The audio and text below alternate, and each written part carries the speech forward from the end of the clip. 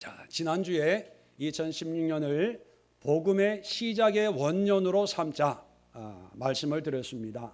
자, 오늘 이어서 이 예수 그리스도께서 하나님의 아들로 우리에게 복된 소식, 굿뉴스로 우리에게 오셔서 우리에게 새로운 시작, 아르케, 인생도 끝난 것 같고 삶도 또 환경도 여건도 다 끝나고 초대교회 때는 핍박 속에 내일이 보여지지 않는 그런 막장 같은 삶 속에 하나님은 예수님으로 말미암아 아르케, 새로운 시작을 선언하셨다고 말씀을 드렸습니다.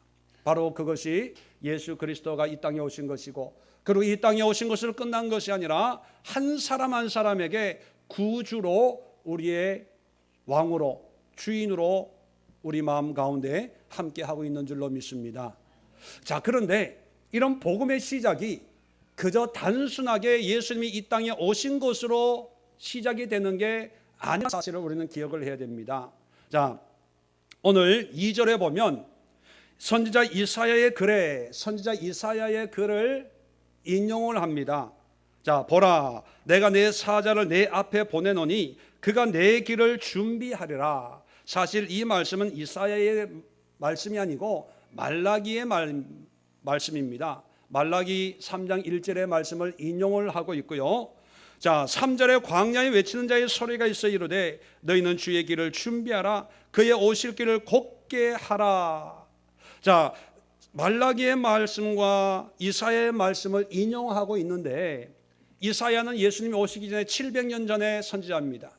말라기는 400년 전의 선지자입니다. 700년 전, 400년 전에 선포되었던 그 말씀을 인용하는데 시대도 다르고 환경도 다르고 선지자도 다르죠. 그런데 공통적인 내용이 있습니다. 뭡니까? 길을 준비하라. 그 내용이 똑같다는 거예요. 다시 말씀드리면 메시아이신 예수께서 이 땅에 오시는데 그냥 오는 것이 아니고 준비가 되어진 상태에서 오신다는 거예요. 그냥 오는 게 아니에요. 우리가 예수 믿을 때 덮어놓고 믿으면 돼. 그냥 교회 나오면 돼. 그냥 신앙생활 하면 돼. 그저 목사님 말씀에 순종해서 듣기만 하면 돼. 믿음은 들음에서 나며, 단순히 그렇게 이야기하죠. 예, 듣는 것으로 시작은 됩니다. 그런데 그것이 정말 복음의 시작이냐? 복음의 시작이 아니에요. 복음의 시작은요, 준비가 되어 있어야 됩니다. 예수님도 이 땅에 오실 때 어느 날 갑자기 등장하신 것이 아니고 창세기부터 시작해서 끊임없이 메시아의 필요성을 역설했고, 그리고 오늘 본문의 이사야를 통해서 말라기를 통해서 준비하리라, 준비되어진 그 길을 통해서 복음이신 예수님이 우리에게 오신다는 거예요. 자, 그러면서 3절 끝에 기록된 것과 같이 세례 요한이 광야에 이르러, 자, 이렇게 준비하라고 예언되어져 있는 이 말씀과 같이 세례 요한이 광야에 이르렀다는 거예요. 그 얘기는 뭐냐면 세례 요한은 예수님이 오심을 준비하는 자의 사명을 가지고 이 땅에 태어났다는 것입니다. 자, 그러면 세례 요한이 준비하러 온 자라면 뭘 준비하러 왔냐 하는 겁니다. 뭘 준비하러 왔을까요? 예수님이 이사야를 통해서 말라기를 통해서 준비해라, 그 길을 준비하는데 무엇을 준비하라고 700년 전에 400년 전에 얘기를 한 걸까요? 그리고 요한은 와서 뭘 준비했을까요? 교회를 지었습니까? 직분을 만들었습니까? 아니면 예수님이 걸어 다니는 그 길을 아스팔트를 깔았습니까? 자, 지난주에 이어서 복음의 시작을 위해서 준비해야 될 것 첫 번째가 오늘의 말씀입니다. 자, 4절 계속해서 봅니다. 죄 사함을 받게 하는 회개의 세례를 전파하니. 자, 요한이 와서 준비시킨 것은 뭐냐면 회개의 세례. 뭡니까? 회개시켰다는 거예요. 여러분, 신앙생활을 하면서 우리가 회개에 대해서 안 들어본 분 없을 거예요. 자, 회개하십시다, 또 회개하세요, 뭐 이런 얘기 저런 얘기를 많이 합니다. 그런데 회개하라는 얘기 들으면 기분이 좋아요, 안 좋아요? 별로 안 좋고 부담스러워합니다. 왜냐하면 죄의 문제를 가지고 네가 죄가 있으니까 그 죄를 빨리 누이셔야 된다는 의미가 담겨져 있거든요. 싫어해요. 대신에 뭘 좋아합니까? 복받고 형통하고 잘되고, 어떤 집사가 뭐 사업을 했는데 뭐 이렇게 큰 사업을 해서 교회에다가 뭐 헌금을 이렇게 하고 뭐 무슨 사역을 이렇게 하고, 그런 거 보면요, 그런 거 들으면 막 감동이 오고 도전이 생기고, 하나님 나도 저런 축복을 받게 해주세요, 이런 데는 좋아합니다. 그런데 성경을 보면 축복에 관한 내용이 많을까요? 회개에 관한 내용이 많을까요? 어떻게 아세요? 예? 난 모르는 줄 알았는데. 예. 그러면 교회에서 축복에 관한 설교를 많이 하고 좋아할까요? 회개에 대한 설교를 많이 하고 좋아할까요? 예. 여러분 좀 이상하지 않습니까? 성경은 철저하게 회개를 얘기하는데 우리는 철저하게 축복에 관심이 있습니다. 잘못돼도 뭔가 엄청 잘못되어 있어요. 창세기부터 계시록까지 계속 읽어보세요. 축복에 관한 내용이 있습니다. 그런데 이 축복은 항상 조건적이에요. 너희가 이러이러하게 하면 하나님이 축복하겠다는 거예요. 어느 날 갑자기 로또 당첨되듯이 복이 뚝 떨어진다고 하나님은 얘기한 적이 없습니다. 흥부처럼 제비 다리를 꺾으면 그 제비가 축복의 박씨를 물어다 준다, 이런 이야기는 없어요. 성경은 철저히 우리의 죄의 문제를 끊임없이 논합니다. 회개해라, 내게로 돌아와라, 뉘우쳐라, 교만을 깨뜨려라, 자만을 깨뜨려라, 우상 숭배하지 마라, 세상을 따르지 마라. 구약이면은 이 선지서를 읽어보면 거의 90%가 죄에 대한 회개를 촉구합니다. 신약에 오면 거의 대부분이 예수를 믿어라, 그리고 나중에 보면 항상 이렇게 살고 세상을 따르지 말고 빛의 자녀로 살아라, 거룩하게 살아라, 죄에 대해서 이야기합니다. 그런데 우리는 정작 하나님이 그토록 우리에게 말씀하고 있는 죄의 문제에 대해서는 귀를 닫아요. 왜? 이미 해결됐다는 거예요. 언제? 예수님 믿을 때. 예수님이 다 해결해 줬다는 거예요. 재미있게요, 죄를 예수님이 해결해 줬다는 것은 믿으면서 다른 건 안 믿어. 그것만 믿어. 왜? 나한테 필요한 거니까. 그리고 회개했대요. 언제? 부흥회 때, 집회 때. 그래서 더 이상 회개, 죄 얘기하지 말라는 거죠. 어떤 분들은 더 한 발 나가서 이렇게 얘기합니다. 죄 안 지고 사는 사람이 몇 명이나 되냐? 하는 거 다 아시는데 뭐 그것 가지고. 구원은 믿음으로 받는 거 아니냐? 믿습니다. 이걸로 끝난 거 아니냐? 목사님 너무 그렇게 깐깐하게 회개, 죄 하지 마세요.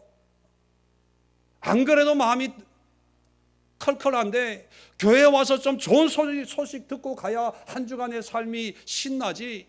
세상에서도 핵실험을 했다, 경제가 안 좋아진다, 물가가 올라간다, 집에서도 시끄러운 소리 듣는데 교회 와서까지 회개, 죄 얘기 들으면 나는 어디에 가서 스트레스 해소합니까? 교회에서는 그래도 웃고 좋은 소식 잘 된다는 얘기를 들어야지요. 이런 분들도 있어요. 물론 우리 교회는 없지만.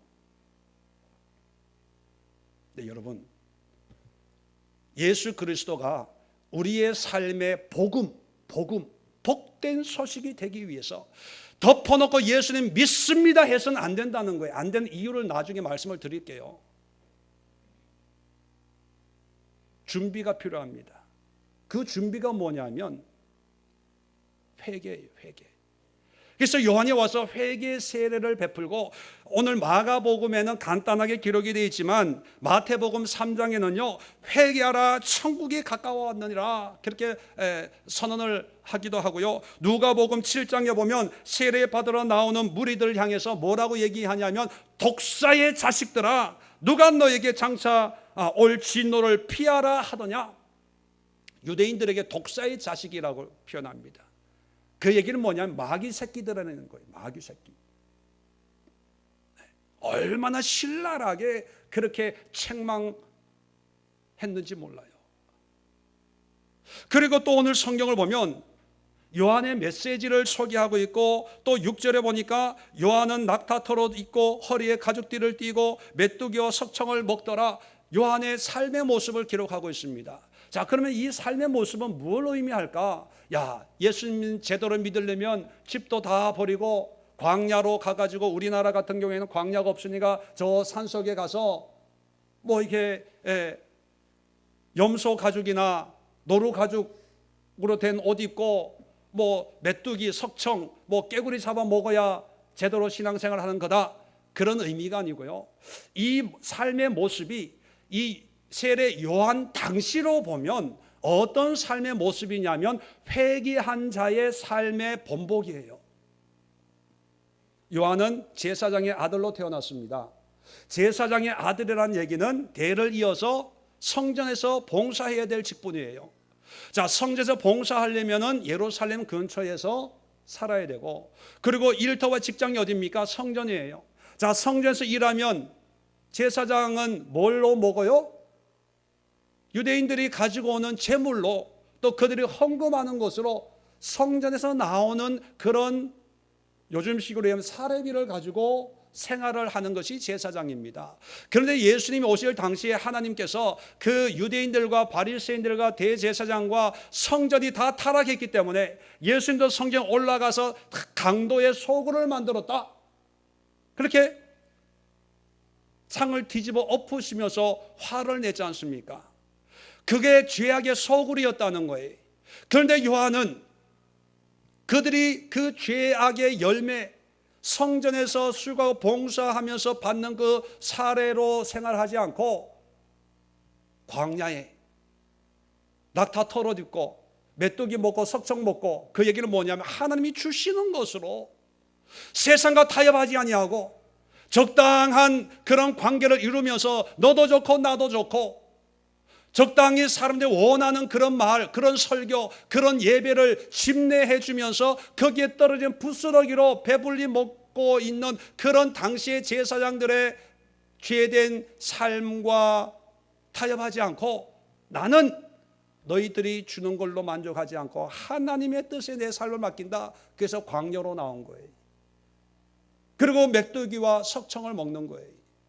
요즘에는 좋은 뭐 유기농 고단백 음식이라고 보여지지만 당시에는요 정말 보잘것이 없고 하루하루 근근히 살아갈 수 있는 그런 삶의 가장 기본적인 그런 음식들이거든요. 그 얘기는 뭐냐면 회개를 선포하고 또 회개의 삶을 사는 그 모습이 바로 주님이 복음으로 이 땅에 오시는 그 준비이기 때문에, 이런 준비자로 온 세례 요한이 준비하는 삶의 모습을 온 몸으로, 삶으로, 메시지로 우리에게 보여주고 있다는 것입니다.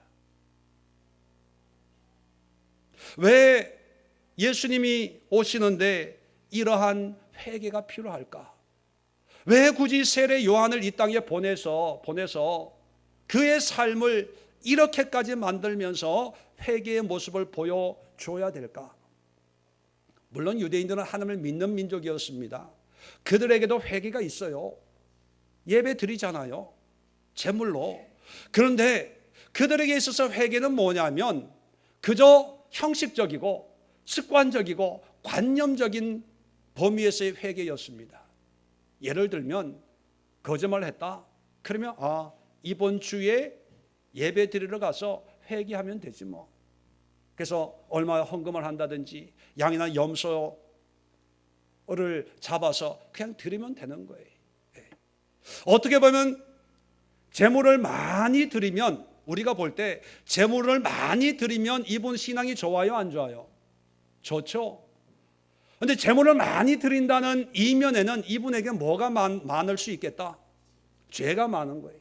그러니까 죄를 많이 지으면, 재물을 많이 드리면서, 사람들은 죄 지은 걸 알아요, 몰라요? 몰라요. 사람들이 보는 것은 뭡니까? 재물을 많이 드리는 거. 그러면 믿음 좋은 사람, 금식하는 사람, 기도 많이 하는 사람, 이렇게 사람들은 인정을 받는 거예요. 그러니까 죄의 심각성보다는 오히려 내가 하나님 앞에 이렇게 했다, 저렇게 했다, 내가 의롭게 살았다, 말씀대로 살았다, 말씀에 이렇게 하라고 하니까 내가 집을 팔아드렸다, 소를 잡아드렸다, 이것이 오히려 사람들 앞에 자랑이 되고 자기의 의가 되는 그런 시대였다는 것입니다. 그런 시대에 예수님이 완전한 구원의 복음으로 이 땅에 오시는데 준비 작업이 바로 회개입니다. 그래서 이 회개는요, 유대인들이 가지고 있는 어떤 죄에 대한 회개의 모습이 아니고 세 가지 의미가 이 회개, 메타노이아, 헬라어로 메타라고 하는 것은 다시 반대로 그런 전치사입니다. 노이아라는 뜻은요, 생각한다, 숙고한다, 그런 의미를 가지고 있거든요. 회개라고 하는 것은요, 다시 생각하는 거예요. 뭘 생각하냐 하면 세 가지 의미가 있는데, 첫 번째는 죄에 대한 참회입니다. 죄를 인정하고 죄의 그 아픔을 내가 느끼는 거예요. 내가 이런 말을 했는데 저 사람이 이 말을 들었을 땐 굉장히 기분이 나빴겠구나, 아팠겠구나, 어떡하지, 미안해서 어떡하지. 감정적으로 그 죄에 대해서 애통해하는 참회가 첫 번째 의미고, 거의 대부분의 사람들이 이 참회를 회개라고 얘기하죠. 두 번째는 그 고통을 알았으면 내가 그런 행위에서 이제 돌이키는 거예요. 회심이라고 그럽니다. 회심. 죄를 짓던 사람이 그 죄를 이제 끊고 바르게 사는 거예요. 자, 회개를 참회와 그 다음에 회심으로 끝나는 것이 아니고 보다 더 근본적인 회개가 있습니다. 그것은 뭐냐면, 회심을 했으면 이제 그 다음부터 바르게 사는 이유가 뭐냐면, 죄는 나쁘기 때문에, 죄 지으면 교도소 가기 때문에, 죄 지으면 사람들의 마음을 아프게 하니까 나쁜 짓이니까 나는 거짓말하면 안 돼, 이것이 아니고, 이건 일반적인 회개예요. 세 번째 진정한 회개는 회복이라는 의미의 회개인데, 뭐냐면 이제 나의 삶의 모든 가치 기준이 하나님 기준이 되는 거예요. 사람들이 아파서 내가 거짓말하는 게 아니고, 사람들이 고통당하기 때문에 내가 나쁜 짓 하는 게 아니고, 하나님이 싫어하니까, 하나님이 하지 말라고 한 거니까, 하나님이 기뻐하지 않는 거니까 내가 안 하는 거예요. 하나님 중심으로 세상을 보는 관점과 세상을 이해하는 관점과 또 내가 살아가는 삶의 모든 가치 기준이 하나님께로 돌아오는 것을 회복이라고 얘기합니다. 왜 회복이라는 단어를 쓰냐 하면, 회복은 뭐예요? 처음 상태로 돌아가는 거잖아요. 그런데 우리는 언제 한번 처음 하나님과 온전한 관계를 맺어본 적이 있었나요? 태어나면서부터 조선 땅에 이 나라에 우상 숭배하면서 절에 다니면서 태어났는데, 회복이라고 하는 것은 옛날에 같이 있었다가 방황하다가 다시 돌아가는 것을 회복이라고 얘기하지 않습니까? 근데 여기서 회개의 회복은요, 원래 하나님의 창조의 목적이 우리 인간을 향한 하나님의 뜻이 뭡니까? 하나님의 영광을, 하나님을 찬양하고 하나님과 교제하고 하나님의 말씀대로 순종하고 하나님의 기쁨을 위해서 사는 에덴 동산의 아담과 하와의 처음의 삶의 모습처럼 모든 것이 하나님의 영광을 위해 살던 삶이었거든요. 근데 죄가 들어옴으로 말미암아 그 영광의 삶을 나의 영광을 위해 사는 존재로 전락하고 만 거죠. 그러다가 이 회개를 통해서 다시 하나님의 영광을 위해서 살게 되는, 그래서 회복인 거예요. 회복.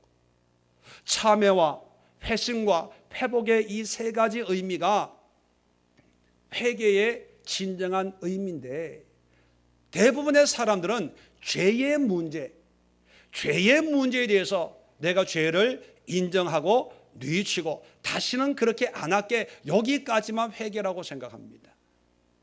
그러다가 조금 시간 지나면 또 죄를 짓고, 그러면 또 회개를 하고, 물론 그것도 하나님의 은혜의 역사 가운데 일어나는 것이지만, 복음, 지난주에 말씀드렸지만 이 복음은 예수 그리스도께서 하나님의 아들이시고 우리의 죄의 문제를 해결해 주시는 예수, 구원의 주로 오셨고, 그리스도 우리의 왕으로, 우리의 제사장으로 하나님의 말씀을 선포하는 선지자로 오신 이 참된 복음을 경험하려면 단순한 죄의 문제 가지고 씨름해서는 안 되고요, 보다 더 근본적인 문제가 있다는 것입니다. 아마 여기까지 여러분 듣긴 듣지만 이해가 잘 안 되는 분들이 제가 보니까 한 두세 분 계시는 것 같아서 보면 압니다. 저는 제가 실예를 하나 보면서 설명을 드리려고 그래요. 자, 사도행전 8장을 한번 열어봅시다. 자, 사도행전 8장. 자, 사도행전 8장 5절에 보면 빌립이 사마리아 성에 내려가 그리스도를 백성에 전파하니, 이제 7 집사 가운데 빌립이 이제 핍박이 일어나서 흩어져서 이제 사마리아 성에 이제 가게 됩니다. 거기서 이제 전도를 하는 거예요.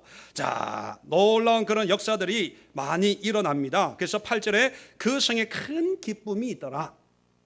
자, 9절에 보면 그 성에 시몬이라 하는 사람이 등장을 합니다. 시몬, 잘 기억해 놓으세요. 자, 이 사람은 어떤 사람이냐면 마술을 행하여 사마리아 백성을 놀라게 하며 자칭 큰 자라 하는, 그러니까 이 시몬은 마술하는 사람입니다.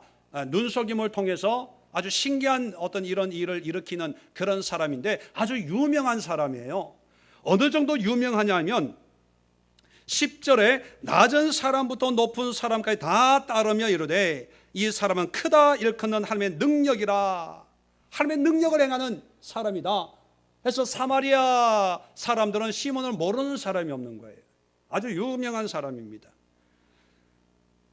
자, 그랬던 그가 12절에 보면 빌립이 와서 이제 전도함을 통해서 많은 사람들이 믿고 남녀가 다 세례를 받는 걸 보고 13절에 보세요. 시몬도 믿고 세례를 받고 전심으로 빌립을 따라다니고 그 나타나는 표적과 큰 능력을 보고 놀라니라. 자, 보세요. 이렇게 유명한 마술을 행하는 예수 안 믿는 사람이 전도가 됐어요. 그래서 예수님을 구세주로 믿어요. 세례 받았어요. 구원 받았어요? 안 받았어요? 받았죠. 믿음 생겼어요? 안 생겼어요? 생겼어요. 자, 그걸로 끝나는 게 아니라 빌립을 따라다니는데 전심으로 따라다녀요. 빌립이 이제 부흥 강사 아닙니까? 요즘식으로 얘기하면 부흥 강사가 가는 데마다 따라다니면서 이제 전심으로 협조해요. 사역자가 된 거예요. 사역자가. 그리고 표적과 큰 능력을 보고 놀라니라. 우리식으로 표현하면요, 은혜를 받는 거예요. 자, 보세요. 마술을 행하던 유명한 사람이 하루아침에 변화가 돼서 예수를 믿어요. 그리고 세례까지 받았어요. 그리고 빌립의 동력자가 됩니다. 그리고 날마다 은혜를 받아요. 믿음 좋죠? 우리가 한 사람을 전도해서 가르쳐서 은혜 받게 해서 직분 세우고 우리가 꿈꾸는 어떤 전도 아닙니까? 여러분의 자녀가 빌립 이 시몬처럼 되기를 바라죠. 여러분의 남편이 이 시몬처럼 되기를 바라죠. 우리가 길에 나가서 전도해서 우리가 이렇게 이 시몬처럼 이렇게 만들어 놓으면 한 영혼 구원하는 건데, 그죠? 다 꿈꾸는 것입니다. 자, 그런데 계속 보자고요. 자, 14절 이하에 보면 사마리아 교회가 부흥이 된다고 하는 소식이 예루살렘에 들려서 베드로하고 요한을 이제 선교사로 파송을 합니다. 와가지고 부흥 집회를 해요. 집회를 하는데 안수를 하니까 17절에 안수함에 성령을 받는지라. 사마리아 사람들이 막 은혜가 막 충만하고 방언이 터지고 입시 나고 막 귀신이 떠나가고 병이 치료받는 거예요. 자, 그것을 보고 18절에 시몬이 이제 시집사가 된 거예요. 시집사가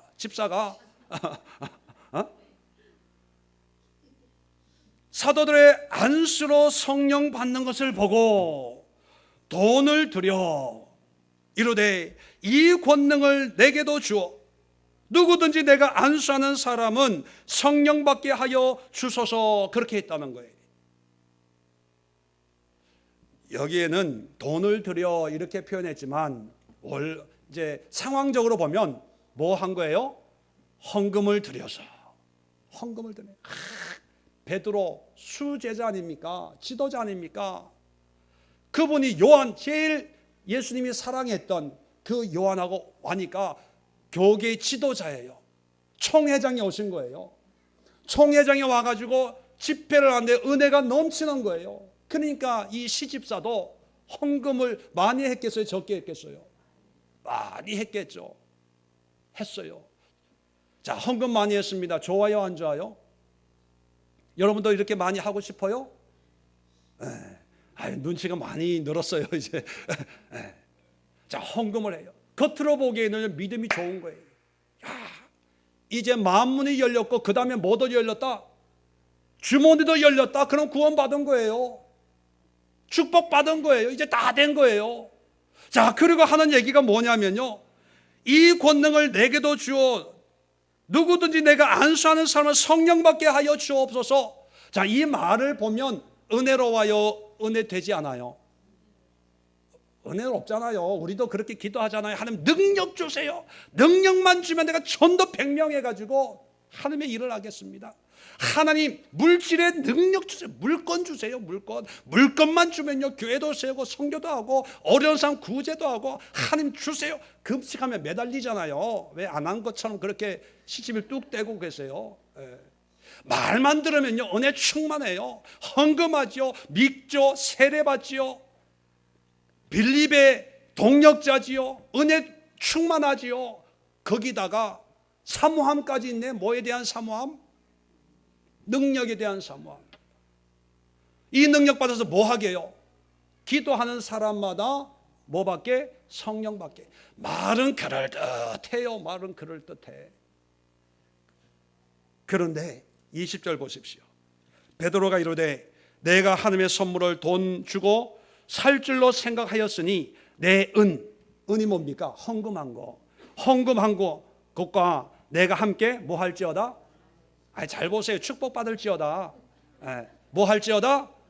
복받을지어다? 망할지어다.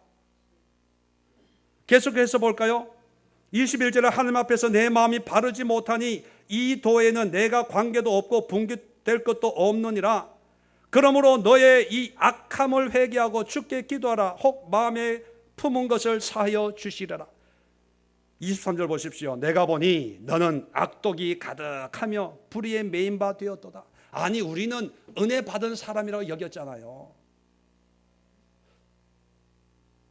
우리는 믿음 좋은 사람이 여겼잖아요. 이런 사람 간증시켰잖아요. 유명한 사람, 예수 안 믿는 사람 예수 믿고 세례받고 담임 목사 오른팔 되고 거기다가 헌금까지 많이 하네. 거기다가 봉사도 열심히 하네. 거기다가 은혜도 사모하네. 그러면 다 됐잖아요. 장로감 아닙니까? 맞아요, 틀려요? 왜 그렇게 딴 얘기하는 것처럼 우리가 지금까지 그렇게 했잖아요. 이런 분 사모했잖아요. 이렇게 되고자 원했지 않습니까? 헌금 드리면서, 건축 헌금 드리면서, 목사님 양복 사주면서 11조 12조 하면서 철회하면서 하나님 능력 주세요. 근데 왜 잘못된 거예요? 뭐 때문에 잘못된 거예요? 여러분, 지금부터입니다. 회개의 의미가 뭐냐면 우리는 예수 안 믿는 사람이 예수 믿고 세례받고 예수님 따라다니고 교회 출석하고 예배 열심히 드리고 이걸로 끝났다고 생각합니다. 거기서 이제 집사 직분, 뭐 권사 직분, 장로 직분, 믿음이 좋으면 신학교 가라, 신학교 보내가지고 선교사, 목사 이렇게 되죠. 그런데요, 문제는 뭐냐면 그것이 결코 복음의 시작이 될 수 없습니다. 신앙의 시작은 될 수 있어요. 교회 생활의 시작은 될 수 있지만 복음의 시작은 아닙니다. 왜 이 시몬이 신앙생활은 시작했죠? 교회 생활은 시작했죠? 믿음 생활은 시작했죠? 그런데 베드로가 얘기하기에 이 도에 분기될 것이 아무것도 없다. 다시 말하면 하나님의 어떤 상급이나 은혜가 너희한테는 해당되지 않는다는, 아무 효과가 없다는 거예요. 열매가 없다는 거예요. 결실이 없다는 거예요. 왜요? 종교 생활은 시작을 하지만 복음이신 예수 그리스도의 관계가 회복이 안 되는 거예요. 왠지 아세요? 자, 다시 18절부터 봅니다. 시몬이 사도들의 안수로 성령 받는 것을 보고, 자, 봅니다. 보고 나서 돈을 드려요. 헌금을 해요. 자, 모양은 헌금이지만 왜 시몬은 성령 받는 모습을 보고 헌금할 생각을 했을까? 왜냐하면요, 자기가 마술사 시절에 사람들이 신기한 능력을 보고 싶으면 뭐를 가지고 와요? 돈 가지고 오죠. 돈 많이 받으면 어떤 걸 보여줘요? 더 신기한 걸 보여줘요. 돈을 적게 가져오면 조그만 거, 공 이렇게 저글링 하는 것만 보여줘요. 돈 많이 가지고 오면 큰 거 보여주는 거예요. 대단한 거. 에펠탑도 옮기는 거예요. 뭐 그런 거 있잖아요. 뭐 여자 이렇게 있다가 이렇게 커튼 내리면 싹 없어지고 이러는 거. 그건 10만 원짜리. 자동차 이렇게 해놓고 보자기 씌워놨다가 싹 없어지는 거는 50만 원짜리. 이렇게 카드 놀이 이렇게 해가지고 하는 거 5만 원짜리. 그러니까 사도들이 기도해서 성령 받고 사람들이 막 자빠지고 쓰러지고 귀신 떠나는 걸 보니까 예수를 믿지만 옛날에 그 생각 때문에 돈 많이 갖다 주면 큰 거 주겠구나, 큰 거. 모양은 신앙의 모양, 믿음의 모양, 헌금의 모양이지만 그 속에 있는 의도는 뭐예요? 여전히 불신앙 속에 우상숭배, 마술사로 살던 그 생각이 그대로 있는 거예요. 자, 그 다음에 19절에 이 권능을 내게도 주어 누구든지 내게 안수하는 사람은, 내가 안수하는 사람은 성령을 받게 하여 주소서. 자, 의도는 많은 사람들 성령 받게 해주는 거예요. 그런데 이렇게 얘기하는 그 심보 속에는 뭐예요? 자, 마술사 할 때 큰 거 보여주면 사람들이 좋아해요, 안 좋아해요? 좋아하죠. 인기 올라가요, 안 올라가요? 유명해집니까, 안 집니까? 유명해지죠. 그러니까 말로는 성령을 받게 해준다고 하지만 자기 속에는요, 요걸 이용해서 이렇게 하면 사람이 나를 인정해 주겠구나, 내가 인기가 올라가겠구나, 내가 사람들에게 뭔가 대단한 것을 보여주겠구나, 그런 심보를 가지고 돈을 헌금을 하고 능력을 사모하는 거예요. 베드로가 그걸 알고 너는 우리와 상관이 없다. 왜요? 포장만 신앙, 믿음의 용어를 쓰고 믿음의 포장을 하고 믿음의 방법을 사용하지만 그 의도는 마술사 때하고 똑같아요. 왜? 예수 믿어도 마술사 할 때 큰 사람이었거든요. 유명해지기를 바라는 거예요. 예수 믿어도요, 남들이 나를 인정해 주기를 바라는 거예요. 예수 믿어도요, 남들에게 뭔가 대단한 걸 자꾸 보여주고 싶은 그런 충동이 여전히 있는 거예요. 우리가 영성훈련하면서 제가 그런 얘기를 자주 합니다. 불교에 평생을 불교에 비나이다 하는 사람이 어느 날 전도가 돼가지고 교회에 오면요, 제일 먼저 하는 게 뭔지 아세요? 새벽 기도합니다. 그리고 기도하는데 기도의 내용이 뭔지 아세요? 비나이다 비나이다가 아니라 주세요 주세요 주세요 주세요. 손은 이러지 안 하고 이렇게 모으고 있지만 모양만 다르지 대상만 다르지, 부처님 부처님 하다가 어느 날 갑자기 예수님 예수님 요것만 바뀐 거예요. 속은 바뀌어요 안 바뀌어요? 똑같아요. 속은. 여러분, 복음의 시작은 믿음의 대상이 바뀌는 게 아니에요. 믿음의 대상은 우리가 몰라서 그렇지 어제나 오늘나 영원토록 동일한 분이에요. 하나님은 한 번도 이 땅에서 사라진 적도 없고 약해진 적도 없고 숨은 적도 없어요. 우리가 무시해서 그렇지 하나님이 여전히 그 자리에 그곳에 그 모습으로 존재하고 계십니다. 그런데 문제는 뭐예요? 우리의 마음이 돌아선 거예요. 세상이 좋아서 우상 숭배하면 내가 원하는 것을 얻을 수 있을까 해서, 그러다가 다시 예수님을 만납니다. 전도가 돼서 교회에 와요. 예배 드려요. 1, 2년 하다 보면 직분을 받습니다. 그리고 권사님이 돼요. 장로님이 돼요. 전도사가 돼요. 목사가 돼요. 자, 그러면서 우리는 시몬같이 그 전에 마술사로 살던 그 삶과 똑같은 삶을 살면서 달라진 건 딱 하나, 용어가 달라지는 거예요. 용어가. 이제 은혜를 얘기하고 성경을 얘기하고 교회를 얘기하고 어떤 하나님의 마음을 얘기하지만, 그러나 우리의 심보는요, 세상에서 누리고 싶었던 것, 세상에서 얻고 싶었던 것, 세상에서 살고 싶었던 것 그대로 가져가 와가지고 하나님 앞에 이거 주세요, 이렇게 하게 해주세요, 또 이렇게 되기를 원합니다. 기도는 또 열심히 하네요. 철회하고 금식하고.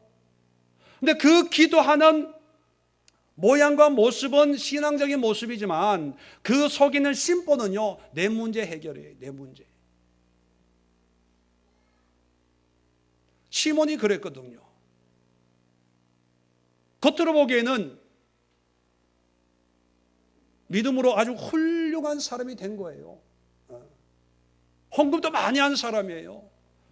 그리고 하나님의 일을 열심히 하고 싶다고 헌신한 사람이 아무 문제가 없어요. 그런데 다시 21절 보세요. 사도행전 8장 21절. 하나님 앞에서 내 마음이 바르지 못하니. 자, 마음에 밑줄 그어놓으세요. 마음.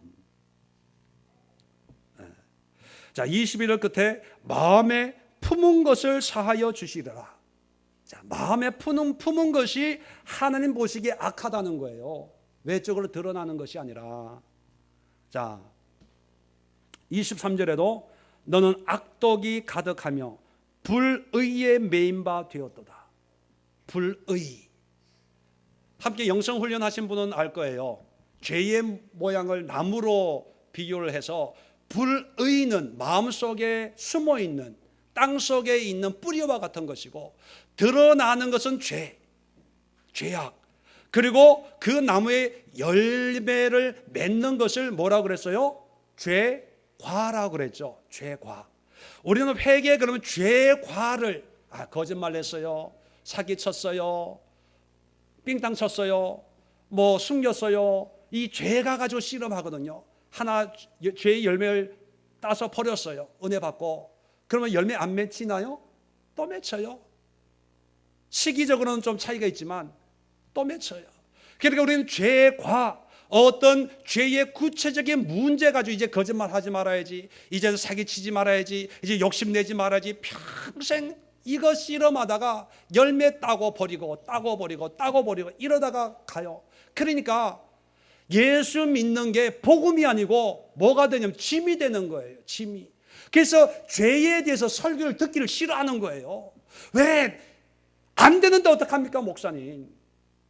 목사님은 잘해요. 목사님 돼요, 그게? 목사님은 나나 똑같은 사람 아닙니까? 이제 그 얘기 좀 그만하세요. 내가 그 때문에 3일 금식했거든요. 근데 안 돼. 40일 작전 기도했거든요. 안 돼. 안 되는 거 어떻게 해요? 내 성격인데. 이제는 몇 번 해보고는 처음에는 좀 은혜 받고 누르려고 하다가 이제 몇 번 안 되니까 이제 에라 모르겠다 하고 내 성격대로 내 스타일대로 난 원래 이런 사람이에요. 근데 뒤끝은 없어. 이게 회개라고 생각합니다. 그런데요, 회개는요, 지금 예수의 복음의 시작을 얘기하는 회개는요, 우리의 이 숨어있는 불의 죄의 뿌리를 주님 앞에 내어드리는 거예요. 내 생각을 내어드리는 거예요. 내 마음을 내어드리는 거예요. 내 심보를 내어드리는 거예요. 목사라고 해서 넥타이 매고 멋있는 것처럼 믿음 좋은 것처럼 하나님 앞에 나가는 것이 아니라 내 이 속에 있는 이 거짓되고 위선되고 이기적 이거를 주님 앞에 내어드릴 때 예수님이 오시면요, 오히려 그 예수님이 오셔서 너무 좋은 거야. 나 같은 이런 사람이 예수님 때문에 사랑 구실하게 되고 예수님 때문에 구원의 소망을 갖게 되고 예수님 때문에 그래도 살맛 나는 삶을 살게 된다. 이게 복음이거든요. 그런데 이게 안 되면요, 처음에는 복음 할렐루야 하면 시몬처럼 믿고 세례받고 따라다니다가 나중에는 예수 믿는 게 부담스러워. 교회 나오는 게 부담스럽다니까요. 왜? 하지도 못할 거, 안 될 거 뻔히 아는데 자꾸 목사님은 설교에 이렇게 살아라 저렇게 살아라. 그러니까 내가 듣고 싶은 것만 듣는 거예요. 성경도요, 보고 싶은 것만 보고 부담되는 거에 넘어가요. 그러니까 설교가 사람들이 좋아하는 설교만 하게 되는 거예요. 지금까지 우리 교회를 세우고 예수의 교회를 7년, 8년째 됐는데 제가 노력했던 게 바로 이거예요. 우리의 바탕을 깨뜨리는 거예요. 우리의 이 불의의 마음을 뒤집는 거예요. 왜요? 이게 돼야 예수님이 복음이 되거든요.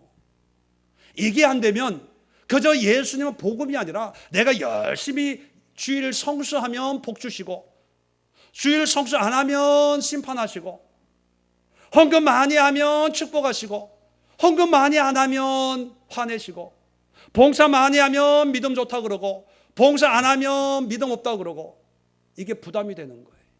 교회가 여기만 있나? 이런 데만 있나? 내가 편한데 나를 알아주는데 찾아 헤매 다니는 거예요. 여러분, 이건 복음이 아닙니다. 종교 생활이지요. 그저 교회 생활 하는 거지 복음이 될 수가 없어요. 예수님 또 보세요. 오늘 1장 마가복음 1장 14절입니까? 자, 예수님께서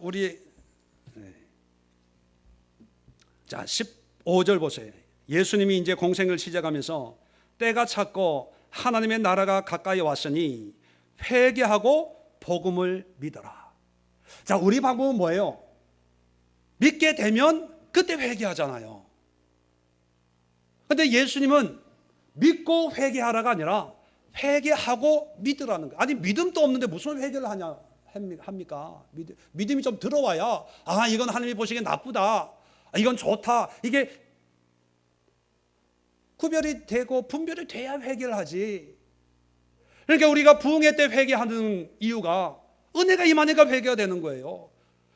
근데 그 회개는 뭡니까? 죄과 남편한테 잘못한 것, 자식한테 잘못한 것, 돈 허투루 쓴 것, 세상 좋아한 것, 이것만 회개하는 거예요. 그런데 몇 달 지나가 보세요. 그냥 또 시작이 되죠. 또 그대로 드러나죠. 복음의 시작은 죄의 과를 붙들고 씨름하는 게 아니라 불의, 우리 마음속에 있는 우리의 생각의 기준을 바꿔야 돼요. 어떻게 바꿉니까? 예수님에 대해서 소개를 받았으면, 이제 신앙생활 제대로 하려고 했으면 이제 우리의 삶의 모든 기준이 하나님 중심이 되어야 돼요. 그 얘기는 뭐냐면 지금까지 내가 이루고 싶었던 것, 뭐 좋은 학교 가고 싶고 부자가 되고 싶고 뭐 굉장한 어떤 뭐 그런 게 있잖아요. 그 모든 것을 이제 다 내려놓고 하나님 안에서 하나님이 주시는 걸로 만족하고 하나님이 인도하시는 대로 순종하고 하나님이 우리에게 비전과 소망으로 주시는 것을 내 인생의 비전으로 삼겠습니다. 이게 준비가 돼야 된다는 거예요.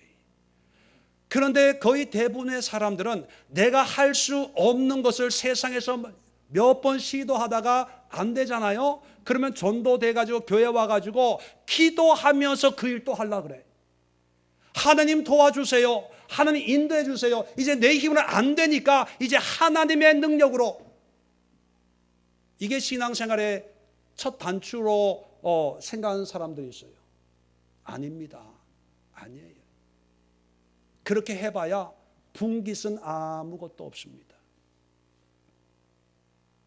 기독교 역사를 보면 초대교회 때 이 사도행전 8장에 나왔던 이 시몬 마구스라는 말은 마법사, 마술사라는 뜻입니다. 시몬 마구스가 굉장히 유명한 사람이 됐습니다. 이단의 괴수가 돼요. 나중에 이단의 괴수, 영지주의의 창시자. 무섭지 않아요? 겉으로는 대단한 것 같은데 속이 달라지니까, 변화되지 않으니까 이단의 괴수가 되는 거예요. 자, 베드로 후서 한번 찾아보고 마치도록 하겠습니다.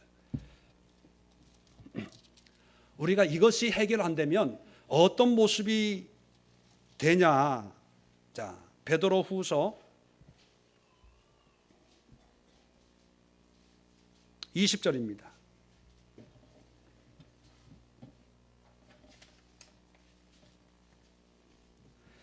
자, 베드로후서 2장 20절.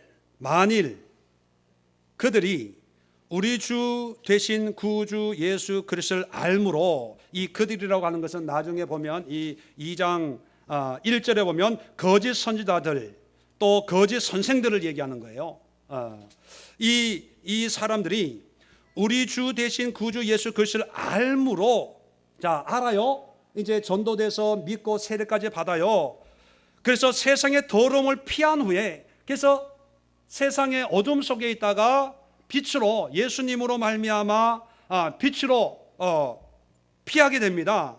그런데 다시 그 중에 얽매이고 지면, 이게 해결이 안 되니까 또 죄의 문제로 또 얽매이고 죄에 빠지게 되면 그 나중 형편이 처음보다 더 심하리니, 의의 도를 안 후에, 의의 도가 뭡니까? 복음 대신 예수 그리스도, 하나님의 구원의 도를 안 후에 받은 거룩한 명령을 저버리는 것보다, 시몬처럼 이렇게 되는 것보다 차라리는 말은 없습니다. 그냥 제가 넣는 거예요. 차라리 알지 못하는 것이 도리어 그들에게 나으니라. 그 얘기 뭡니까? 준비되지 않는 상태에서 신앙생활하면 자기가 잘하는 줄 알아요. 자기가 정상인 줄 알아요. 그런 신앙생활 하는 사람들에게 회개해야 됩니다. 이러면요, 오히려 나보고 욕해요. 얼마 전에도 어떤 분을 만났는데 교회에 무슨 상처가 있어서 한 10여 년을 교회를 안 다니는 분이 있대요. 그래서 내가 안타까워서, 그런 분 있으면 우리 교회에 데리고 오세요. 나랑 6개월 성경 공부하면 완전히 회복될 수 있습니다. 답답해서 나랑 6개월은 공부합시다. 그랬어요. 그런데 집에 차 타고 오는 중에 사모가 그래요. 나보고, 목사님 좀 요즘에 이상해지는 것 같아요. 이게 뭐가? 그랬더니 아까 얘기하는데 왜 우리 교회 나에게 오라고 그래요? 저기 안팎에 있어요.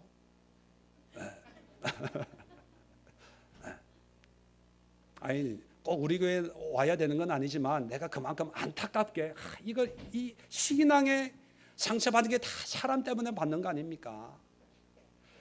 본질이야 돼. 비본질적인 것 때문에 문제 생긴 거 아니에요. 그래서 나한테 오면 정말 본질이 뭔가, 그것만 한 6개월 공부하면 상처받는 거 다 해결될 수 있다는 안타까움인데, 또 나도 모르게 내가 이게 나왔나 봐요. 그래서 회개했어요. 사모의 그 말씀에.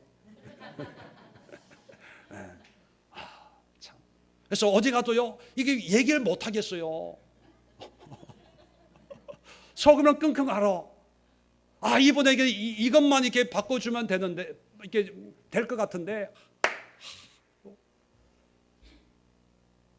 한 1년 반 성경 공부한 다른 교회 다니시는 분이요, 나보고 그래요. 목사님, 사실은요 6개월 같이 성경 공부하는데 자기가 마음에 안 맞았대요.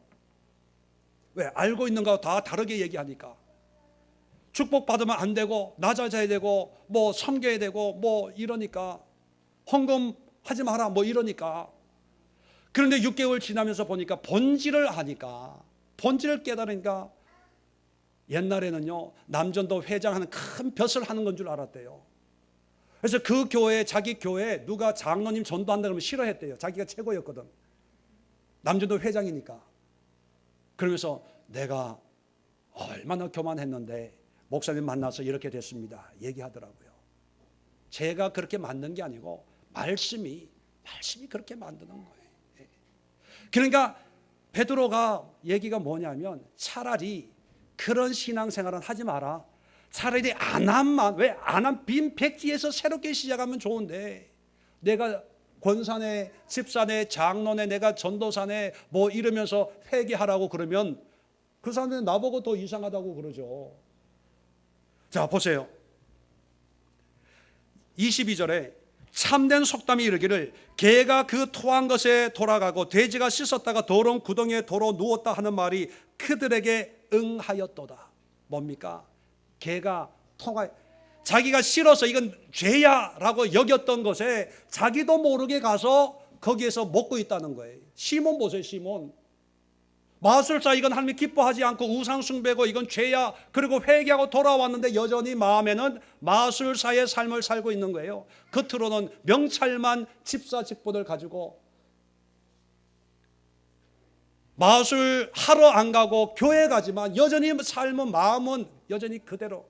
그게 뭐냐면 개가 그 토한 것에 돌아가고, 보세요, 또 보세요. 돼지가 씻었다가 더러운 구덩이에 도로 놓았다 하는 말이 맞다. 그 꼴이다, 그 형국이다, 그거 아닙니까? 우리는요 예수 믿으면서 참 굳은 결단을 하고 예수를 믿어요. 예수 믿기 쉬운 분 한 분도 없어요. 저를 포함해서요. 엄청난 대가를 지불하고 예수를 믿는 거예요. 우연히 예수 믿는 사람 없어요. 그 엄청난 대가가 정말로 분깃이 있고 상급이 있는 그런 복음이신 예수 그리스도 안에서 열매 맺어져야 되는데, 이걸 모르니까, 이걸 깨닫지 못하니까 그저 헌금 많이 하면 된대요. 헌금 많이 하면, 봉사 많이 하면 된대요. 봉사 많이 하면, 주의 종의 말에 순종하면 된대요. 순종하면. 여러분, 이게 안 되면요, 여러분 대도 조세형, 뭐 조폭, 조양은 뭐 이런 사람들이 있죠. 다 신학한 사람들이에요. 간증하러 다니는 사람들이에요. 다 믿음 좋다고 변화됐다고 중매해가지고 결혼까지 한 사람들이에요. 근데 어떻게 됐습니까? 개가 그 토한 거 그대로 가잖아요. 돼지가 그 씻었던 웅덩이에 그대로 가잖아요. 이게 중요한 거예요. 이게 직분이 중요한 게 아닙니다. 어젠가요 뉴스에 순복음 교단, 순복음교회도 이게 교단이 몇 개가 있죠. 서대문 측 총회장, 순복음 시장 이사장 했던 분이요. 여러분 놀라지 마세요. 뒤에 있는 분, 앞에 있는 분 좀 받쳐주세요.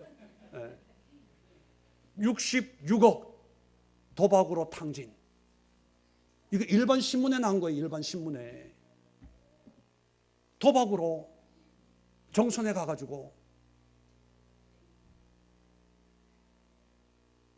학교가 도박 자금이 없으니까 학교 가가지고 교수들 모아놓고 학교가 어렵다고 사례비 좀 줄이자고, 그래가 그 줄인 돈으로 도박했대요.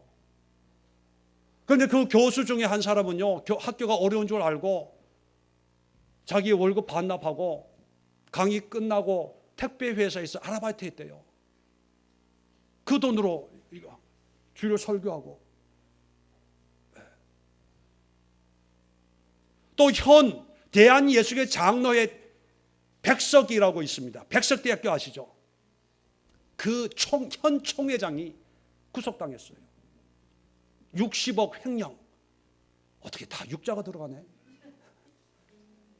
네. 큰 교회, 여의도에 있는 큰 교회 목사님 계시잖아요. 600억 배임으로 고발당했어요. 600억. 난 600만 원만 있어도 참. 명성교회는 비자금이 800억이래. 800억.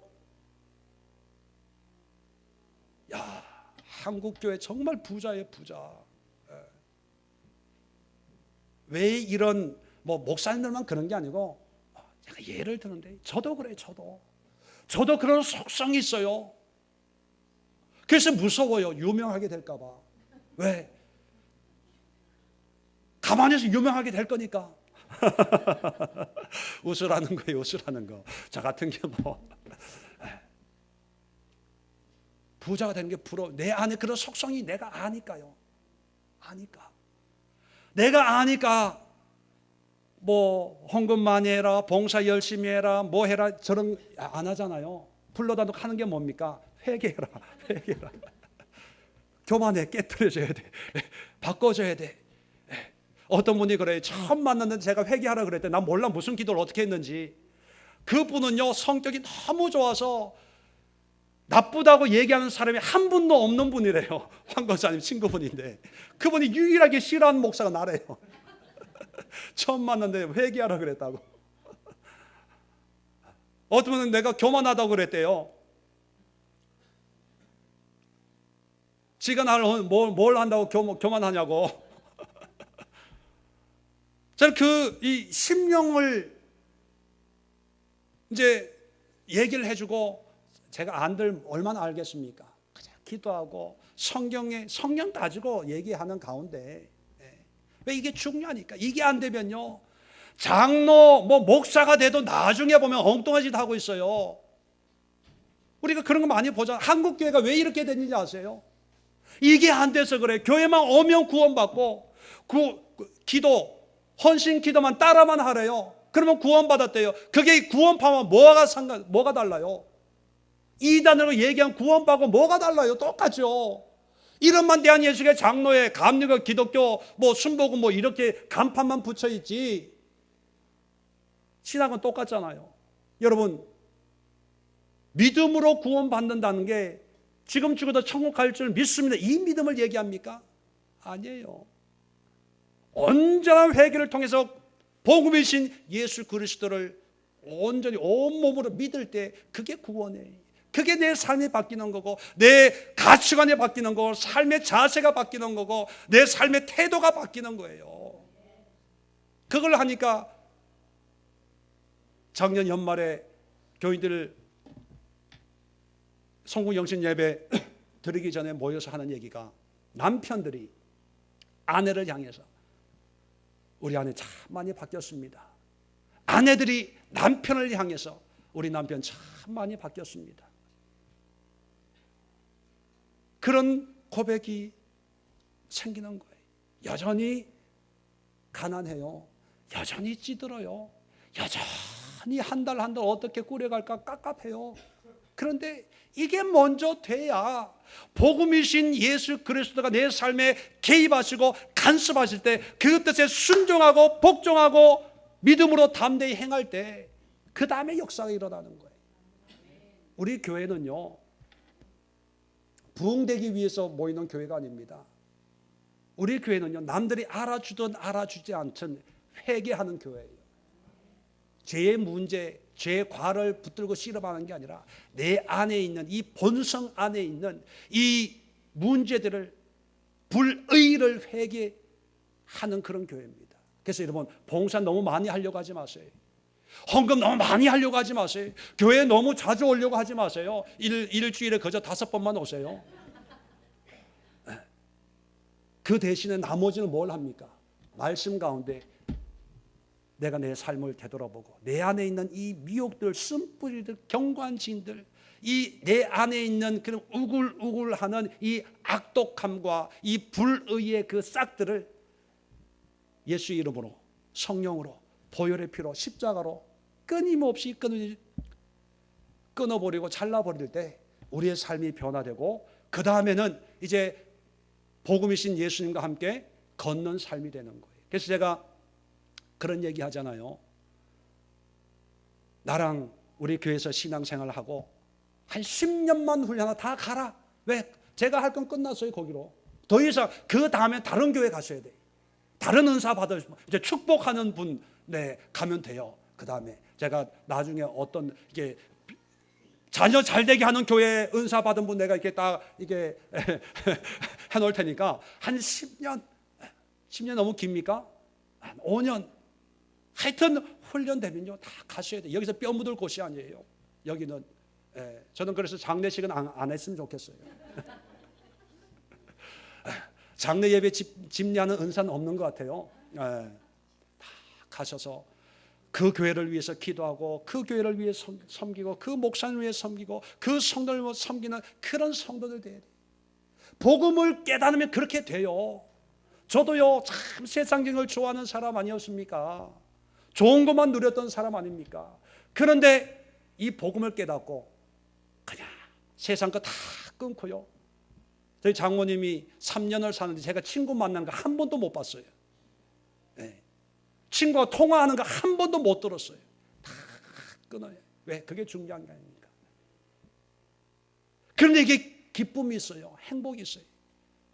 제가 작은 소망에는 빨리 교회가 부흥이 돼가지고 교회 이거 누구한테 넘겨주고 또 어디 가가지고 상가 얻어가지고 여러분이 얻어만 주면 한 분 한 분 붙들고 씨름하며 기도하면서 이 복음의 준비 이거 하고 싶어요.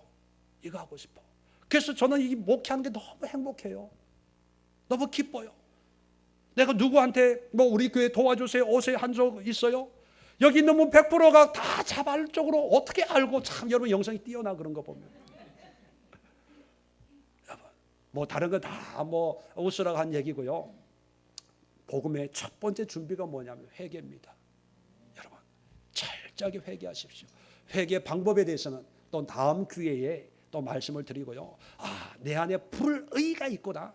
이게 깨어지지 않으면 여전히 내 스타일로 예수님 믿고 내 방식으로 예수님 믿고 내 원하는 대로 이 말씀을 해석할 수밖에 없겠구나.